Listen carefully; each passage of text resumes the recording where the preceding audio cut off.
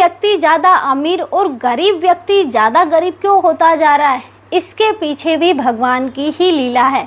आपको मैं आज एक छोटी सी कहानी सुनाती हूँ। कहानी में अमीर व्यक्ति किस तरह से पैसे कमा कमा के अमीर बनता जा रहा है और गरीब व्यक्ति किस तरह से, बस गरीब सोचता क्या है कि मुझे 2 वक्त का खाना मिल जाए, बस मैं उसी में खुश हूँ, क्योंकि वो आगे का सोच नहीं पाता। बहुत सी बार हमारी सोच भी हमारे प्रारब्ध के साथ चलती है, या यूँ कहें हम बड़ा सोचते हैं तो वो भी हमसे सोचवाया जाता है कि तुम बड़ा सोचो तभी तो कुछ बड़ा करोगे। हम अगर ठेली लगाएंगे, शाम को सुबह जाना है, शाम को वापस आना, जितना कमाए उतना बहुत है। लेकिन बहुत सी बार हम उससे भी अदर कोई बिजनेस करना चाहते हैं, या वो काम तो हम कर रहे हैं उससे भी अलग और कुछ काम करना चाहते हैं। आज मैं आपको एक छोटी सी कहानी सुनाती हूँ। कहानी में आपको पता चलेगा कि अमीर इतना अमीर क्यों और गरीब इतना गरीब क्यों होता जा रहा है। एक बार भगवान श्री हरि और नारद जी दोनों भ्रमण करने के लिए निकले पृथ्वी लोक का।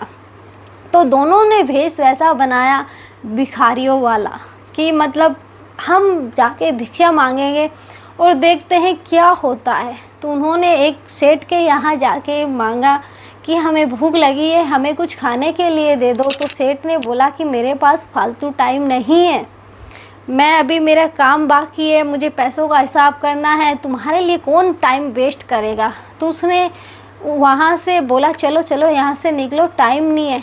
तो नारायण ने बोला कि तुम्हारा ये धन बढ़ता जाए, कभी कम ना हो, बढ़े ही जाए बढ़े ही जाए।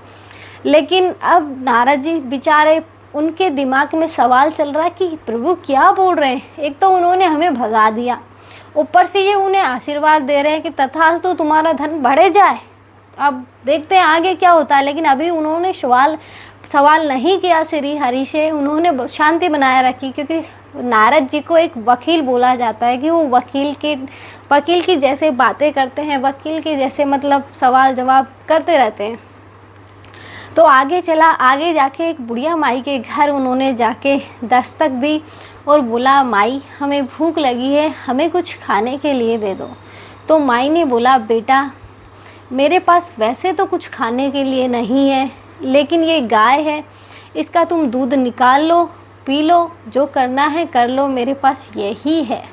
तो उन्होंने आराम से दूध निकाला, आराम से पिया, खाया और सब हो गया। तो जाते हुए श्री हरि ने बोला कि माई तेरी ये गाय मर जाए। तो अब नारद जी से रहा नहीं जाए कि वाह प्रभु क्या लीला है आपकी, आपने जहाँ हमें भगाया गया वहाँ तो आपने तथास्तु और बढ़े, यहाँ आप ये बोल रहे कि इस बेचारी के पास एक गाय है वो भी मर जाए, तो एक कैसा न्याय है आपका। तो उन्होंने बोला कि उसका धन इसलिए बढ़े ताकि जब वो मरे तो उसी धन पे वो कुंडली मार के बैठे। हम देखते हैं कि बहुत सी बार जैसे हम कुछ मकान बनाते रहते हैं तो एक घड़ा निकलता है और फिर उसके ऊपर सांप फन मारे निकलता है, ये होता है, रियल में भी होता है। तो ऐसे ही कि वो फन मार के बैठेगा, उसकी मुक्ति कभी नहीं होगी। इसकी गाय मर जाए मैंने इसलिए बोला ताकि जब ये मरे तो इसका जीव इस गाय में ना धरा रह जाए, नहीं तो ये गाय बन के आ जाएगी और मैं नहीं चाहता कि इसका दोबारा भी जन्म हो, इसको मुक्ति मिल जाए।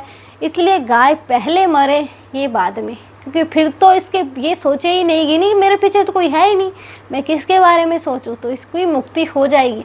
अब धनवान है तो सोचेगा मेरे पैसे का क्या होगा, तो पैसे के चक्कर में अटका रहेगा।